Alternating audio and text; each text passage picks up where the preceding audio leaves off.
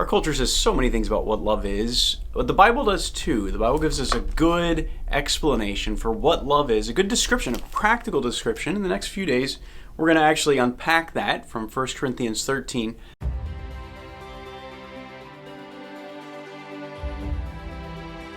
Love is patient, love is kind, is not jealous, does not brag, is not arrogant, does not act unbecomingly. It does not seek its own, is not provoked, does not take into account a wrong suffered, does not rejoice in unrighteousness, but rejoices in the truth, bears all things, believes all things, hopes all things, endures all things.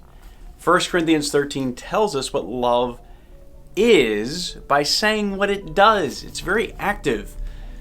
Love is an action word, okay? And as we look at the misconceptions of love, according to our culture, and what agape love is, the love that the Bible commands of us as Christians, we'll understand exactly what that looks like in all of our relationships.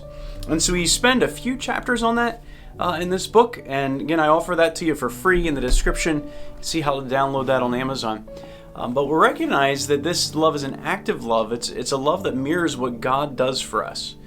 And so we could define it this way, with definition and then the key. The definition is love is giving of oneself with no thought of return. Giving of yourself to someone else with no thought of return. We're born fairly selfish, right? Taking care of our own needs. But as far as giving someone else's needs, that is supernatural. One great example of that is from this book I've been reading, Joanna Dobshiner's biography, Selected to Live. In this book, she is rescued by a loving family, a pastor in Holland who harbored and held and protected many, but at this time 5 youth. They're called mice as a code word. We have mice in the attic so that in case they slipped up, they weren't uncovering any secrets on the phone. Anyway, this is hiding from Nazi Germany, and because they're Jewish, they're wanting to be killed. And it's in that attic that Joanna meets Jesus for the first time. But it was the display of love by Dami and his family that introduced her to the kind of love that Jesus gives. And so he comes and he introduces Franz, is the name they had for her, to the whole group and says, I had to do it. If you were only there, you would understand why I do it. The situation is growing worse daily and cruelty grows with it. We must do what we can. It was a loving heart that had changed by God that caused this family to put their own life on the line for others.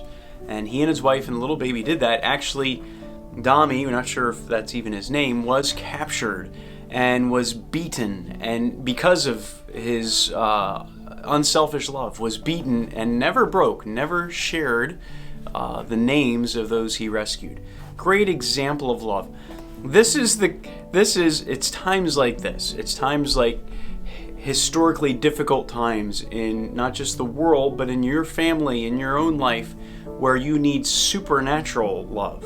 Not just, what's easy, but what's difficult. And that's the key to love. The key to love is that only God can love. As we look through these 15 attributes of love from 1 Corinthians 13, you'll realize that there's no way you can do it. And that's the great news of God's love. God not only shows us this love, He shows us how to live this love. It's His power through us. The fruit of the Spirit is love. And so as you're born again, as you receive the message of Jesus' love for you, then He enables you to share this love with others. In the heat of the moment, when it's difficult, you cry out to Him and you say, I can't do this, Lord. And you stop, drop, control.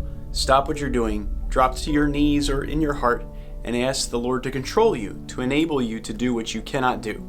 And that's the key to love. It's God living through us. Jesus is the one who was able to look at those who had plucked out his beard, pierced his side, made him bloody to where he could not even be seen as a man. And he said, Father, forgive them.